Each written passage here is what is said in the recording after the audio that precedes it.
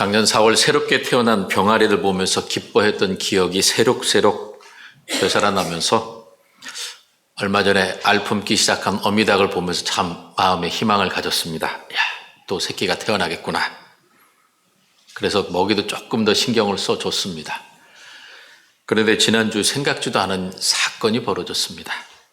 아침에 닭장에 가보니까 어미닭은 죽어있고 품고 있던 알 중에 3개만 남고 나머지 6개는 사라졌더라고요. 이게 무슨 일인가 열심히 찾아보니까 껍질은 깨져 있고 알맹이는 누가 쏙 다 빼먹었더라고요. 간밤에 누가 침입해서 알 품고 있는 그 어미닭을 죽이고 그 알을 벗고서 달아난 사건이 벌어졌습니다. 그래서 그 어미닭을 묻어주고 들어오면서 마음이 참 씁쓸했습니다. 특별히 이 어버이 주일을 준비하면서 이 닭을 통해서 하나님께서 참 많은 것들을 저로 하여금 생각하게 하셨습니다. 죽어서 그냥 탁 뻣뻣하게 누워있는 그 어미닭을 보면서 이성이라고는 없는 본능으로 있는 저 짐승조차 자기 새끼를 살리기 위해서 저렇게 품고 있었는데 죽은 걸 보면서 이 모성 본능이라는 게 정말 대단하구나 하는 생각이 들었습니다. 그러면서 하나님께서 우리를 사랑하여 주셔서 예수 그리스도를 내어주셨고 그리고 부모님들 통하여 나를 그리고 우리를 지금까지 성장하게 하시고 살게 하셨구나 그러면서 그 주님의 사랑과 은혜에 참 감사하였습니다.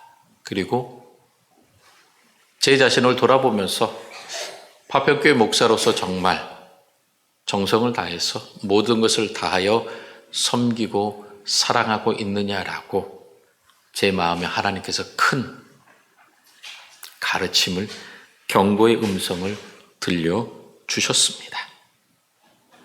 그래서 오늘 이 어버이 주일을 맞이하면서 우리에게 부모님을 허락해 주신 하나님의 사랑에 감사하며 그리고 부모된 자로서 자녀된 자로서 우리가 행복한 가정, 하나님께서 기뻐하시는 교회를 어떻게 이루어갈 수 있을까 오늘 이 말씀을 통해서 우리가 함께 생각해 보기를 소망합니다. 사도 바울이 에베소 교회를 향하여 이 에베소서를 보낼 때에 그는 로마 감옥에 갇혀 있었던 때입니다. 감옥에 갇혀 있을 때에 에베소 교회가 어려움을 당하고 있다는 소식을 듣고 교회론에 대해서 하나하나 자세하게 잘 가르쳐서 에베소서를 기록해서 보냈습니다. 그래서 에베소서 1장부터 읽어보면 태초에 하나님께서 우리를 하나님의 자녀로 선택하셨고 예수 그리스도의 보혈의 공로로 은혜로 우리는 거저 구원을 받았다. 그러므로 우리는 그 하나님의 은혜를 찬송하는 것이 바로 우리 성도의 삶이라고 가르치고 있습니다.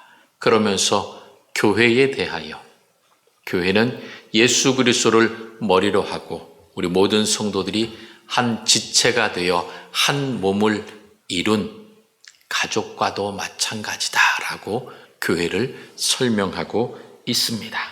그래서 오늘 에베소 6장 앞에 있는 에베소 5장 22절부터 33절까지는 이 사도 바울은 그리스도와 교회의 관계에 비유해서 부부 사이에 아내는 남편을 자기의 머리처럼 복종하고 순종하라고 이야기합니다. 그리고 남편은 아내의 사랑하기를 그리스도께서 교회를 위하여 자기 목숨을 주신 것처럼 사랑하라고 명령하셨습니다. 즉 가정을 이루는 중요한 관계인 이 부부 관계도 서로 존중하며 존경하며 순종하라고 권면하고 있습니다. 그러면서 오늘 6장에 가정을 이루는 또 하나의 중요한 관계인 부모와 자녀 간에 있어서 어떻게 순종하고 사랑해야 하는지 오늘 말씀해 주고 있습니다. 그래서 자녀와 부모 사이에도 서로 순종하며 복종하며 공경하며 하나님께서 기뻐하시는 관계를 이루어가야 함을 오늘 말씀해 주고 있습니다. 그러면서 우리들에게 이렇게 말씀합니다. 자녀들아, 주 안에서 너희 부모에게 순종하라. 주님 안에서 순종해야 한다. 이 주님 안에 있다라는 말이 참 무겁고 어렵습니다. 왜 주님 안에서 순종하라고 사도 바울은 이야기했을까요? 초대교회에 교회에 가임에도 불구하고 부모님께 제대로 하지 못하는 불효하는 그러한 사람들이 있기 때문에 내가 주 안에서 신앙생활 한다고 하면 내 육신의 부모에게 복종하고 순종하고 공경해야 한다라고 하는 무거운 책임을 그들에게 명령하고 있는 것입니다. 그러면서 또한 주 안에서 이 순종하라는 이 말을 들으면서 우리에게 어떤 생각이 드느냐? 그러면 나는 교회를 다니는데 우리 부모님은 교회를 안 다니고 계시는데 그러면 어떻게 해야 됩니까? 라고 질문할 수 있습니다.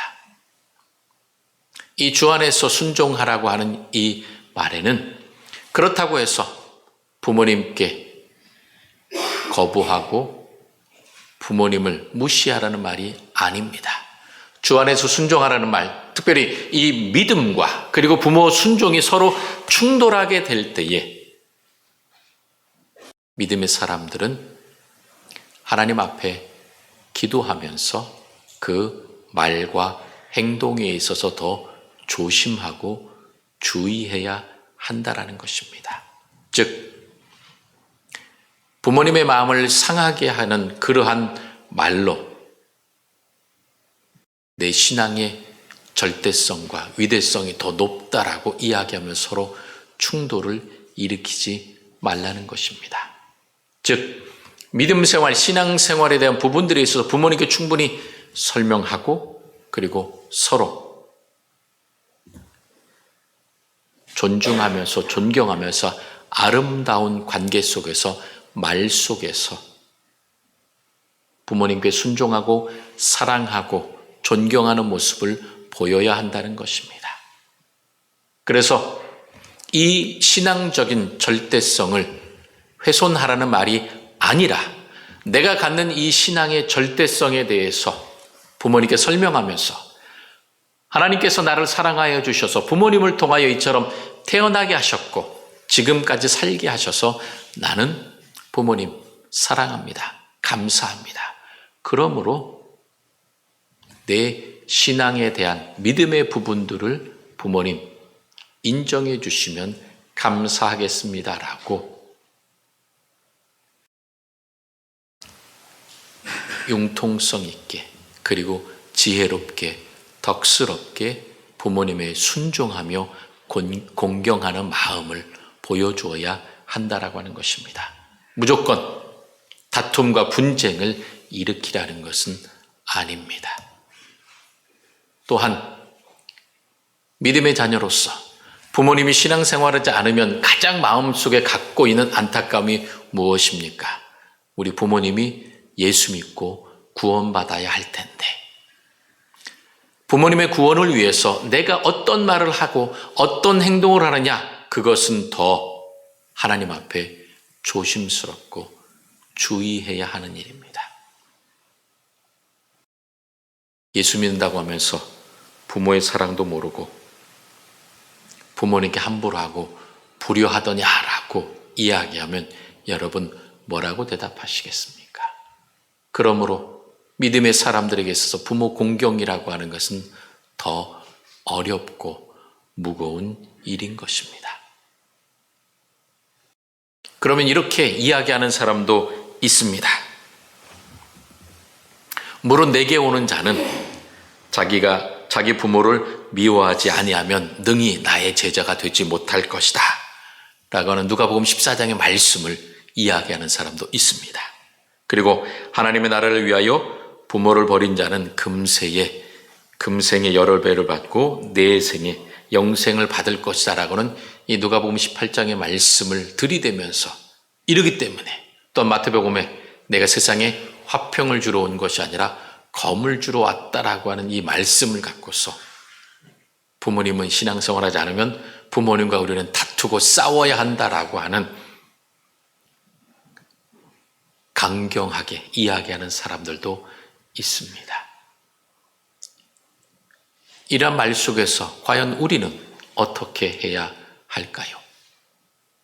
좀 전에 말씀드린 것처럼 우리는 하나님의 사랑과 은혜 안에서 부모님을 더 존경하고 존중하면서 그 부모님께서 하나님을 믿고 예수 그리스도를 통하여 구원받도록 우리는 더욱더 힘써야 합니다. 부모님께서 하나님을 모르기 때문에 그 삶의 우선순위가 나와 달라서 나에게 이야기하는 것이지 내가 싫어서 미워서 내가 잘못되라고 말씀하시는 것은 절대로 아닌 것입니다. 그러므로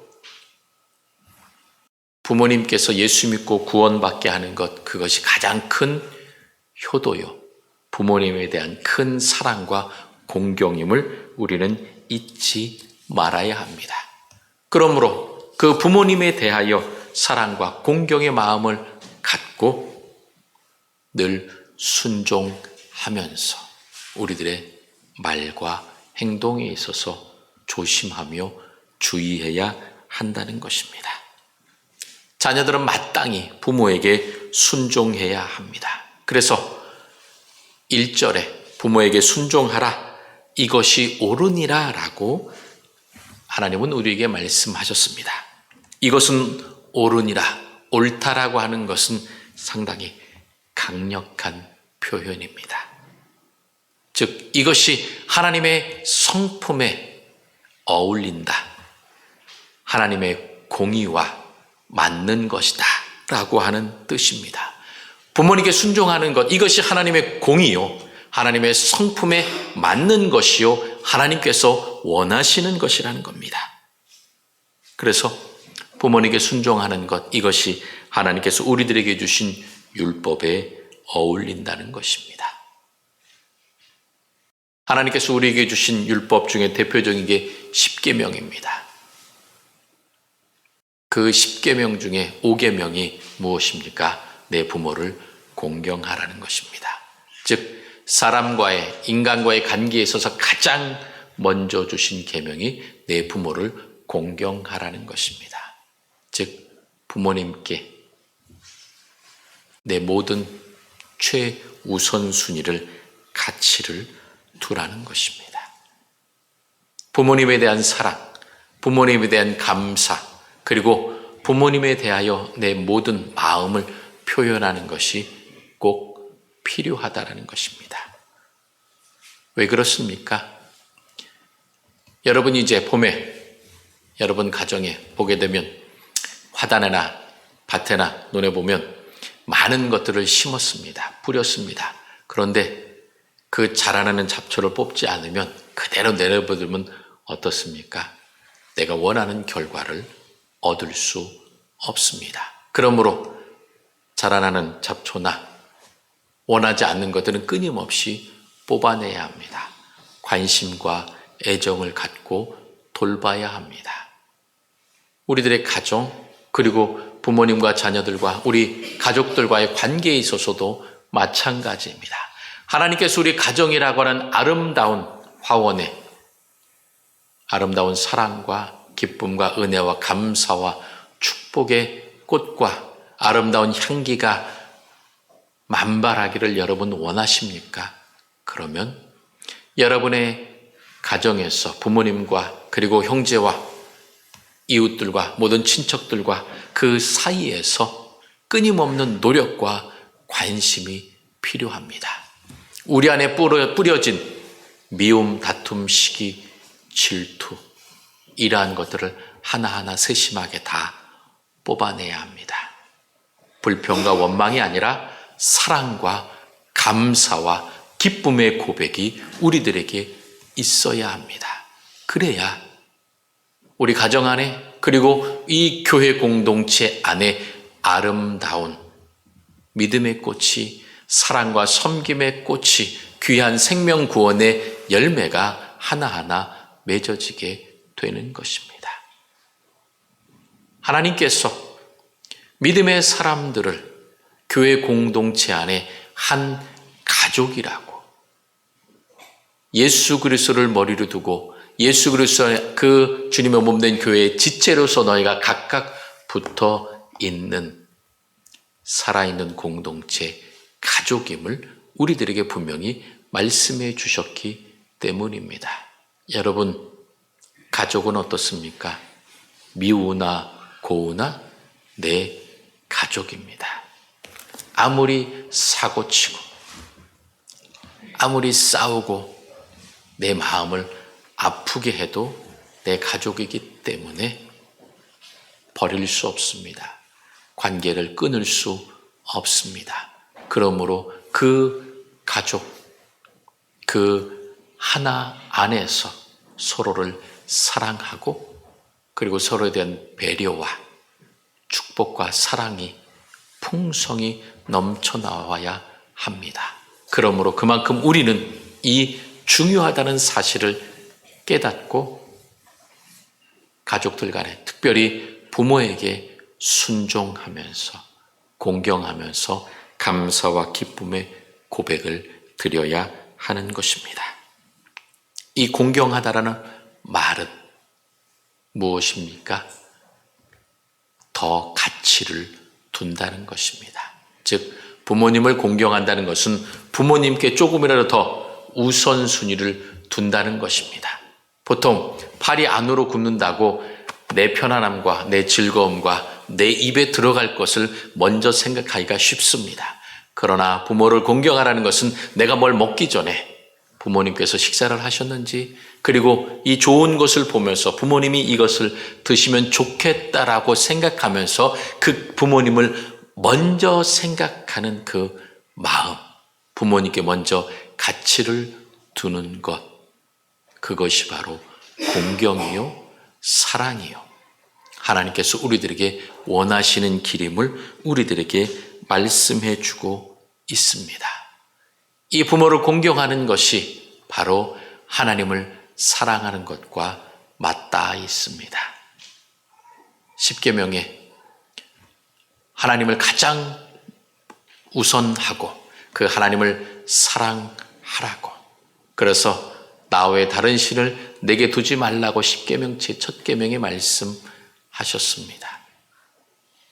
그리고 그 하나님을 위하여 사랑하고 그 하나님을 예배하는 거룩한 주일 안식일을 기억하여 거룩하게 지키라고 말씀하셨고, 그리고 나서 내 부모를 공경하라. 즉 그 부모님을 공경하고 사랑하는 것이 하나님을 공경하고 사랑하는 그 율법의 완성을 위한 다리 놓는 그러한 역할을 하나님께서 주셨다라고 하는 것입니다. 그러므로 우리는 그 부모를 공경하고 사랑해야 한다라는 것입니다. 이것이 약속이 있는 첫 계명이다라고 우리들에게 말씀해 주셨습니다. 이 첫 계명이라고 하는 것, 가장 우선순위가 있는 것이요 가장 먼저 생각해야 될 것임을 우리들에게 말씀해 주셨습니다. 그래서 부모를 공경하는 자에게 주시는 두 가지 축복으로 무엇을 주십니까? 내가 잘되고 땅에서 장수하리라. 이 이야기는 출애굽기 20장 12절과 신명기 5장 16절에 십계명의 제5계명에 해당되는 내용을 사도 바울이 다시 한번 언급하고 있는 것입니다. 그래서 출애굽기 20장과 신명기 5장에 보게 되면 내 부모를 공경하면 너의 하나님 나 여호와가 내게 준 땅에서 내 생명이 길리라 라고 구약에는 말씀해 주셨습니다. 이 말씀을 사도 바울은 인용하면서 오늘 에베소서 6장에 보게 되면 땅에서 장수하리라 라고 말씀합니다. 그런데 이 잘되고 그리고 장수하리라 라고 하는 두 가지 동사의 시제가 다릅니다. 잘되고 이것은 헬라어로 볼 때의 부정과거 시제입니다. 말이 어려운데요. 이 잘된다라는 것은 무엇이냐면 이미 확정됐다라는 것입니다. 결정됐다라고 하는 것입니다. 부모를 공경하고 사랑하면 하나님께서 너를 잘되게 이미 축복을 약속해 주셨다라고 하는 그 약속의 확신입니다. 그리고 장수하리라, 이것은 미래 시제입니다. 즉 우리가 오래오래 살려면 앞으로 몇십 년을 더 살아야 하기 때문에 그 미래까지 하나님께서 약속해 주시고 그것을 실현해 주신다는 것입니다. 여러분, 지금 우리가 잘되고 장수하고 있다면 그것은 부모님에 대한 우리들의 공경과 사랑과 섬김을 하나님께서 기억하시고 우리들에게 은혜를 허락해 주신 것입니다. 그러므로 우리는 더욱더 부모님에 대한 사랑과 공경을 잊지 말아야 합니다. 그런데 육신의 부모님이 안 계시면 어떡합니까? 그런 분들은 교회 공동체 안에서 우리가 함께 믿음의 어르신들을 사랑하고 존중하고 배려하면서 하나님께서 기뻐하시는 아름다운 이 교회, 파평교회 가족 안에서 서로 사랑하면서 섬기면서 주님께서 우리에게 주신 이 약속의 말씀을 지키면 하나님께서 우리들에게 은혜와 사랑으로 함께해 주신다는 것입니다. 그래서 우리가 교회 안에서 함께 믿음과 소망과 사랑 안에서 사랑하고 섬길 때에, 존경하고 존중할 때에 하나님께서 기뻐하시는 아름다운 모습이 우리 가운데에 풍성하게 일어나게 될 것입니다. 제가 시를 하나 여러분께 읽어드리도록 하겠습니다. 한 학생이 초등학교 6학년 때 지은 시입니다. 가장 받고 싶은 상. 아무것도 하지 않아도 짜증 섞인 투정에도 어김없이 차려지는 당연하게 생각되는 그런 상. 하루에 3번이나 받을 수 있는 상.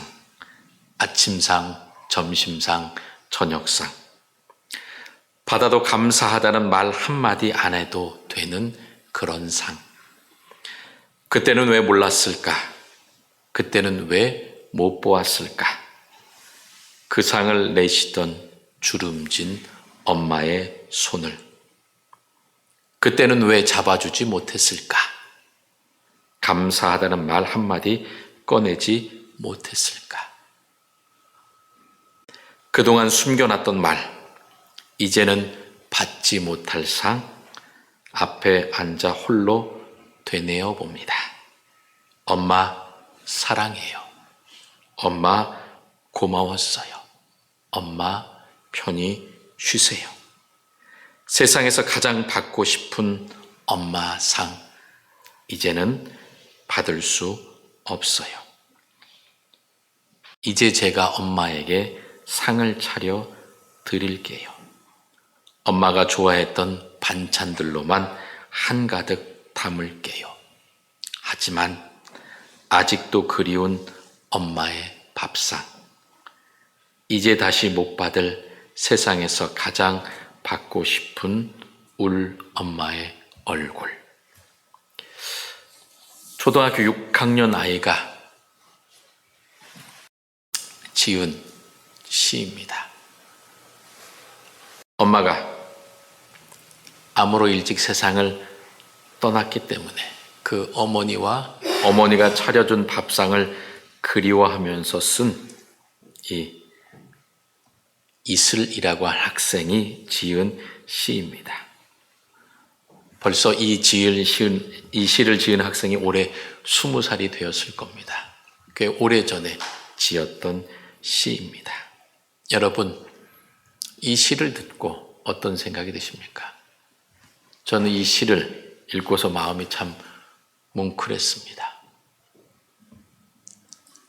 오늘 어버이주일을 맞이하면서 부모님으로 받았던 많은 사랑, 그리고 하나님 아버지로 받았던 은혜, 그 모든 것들에 대해서 우리가 감사하며 받았던 그 사랑과 은혜를 우리 육신의 부모님에게 그리고 이 믿음의 공동체 안에 있는 믿음의 어르신들에게 서로 사랑과 공경을 나누면서 하나님께서 기뻐하시는 아름다운 사랑의 가족, 은혜의 가족, 평강의 가족으로 사랑하는 우리 파평교회가 하나가 될 수 있기를 바랍니다.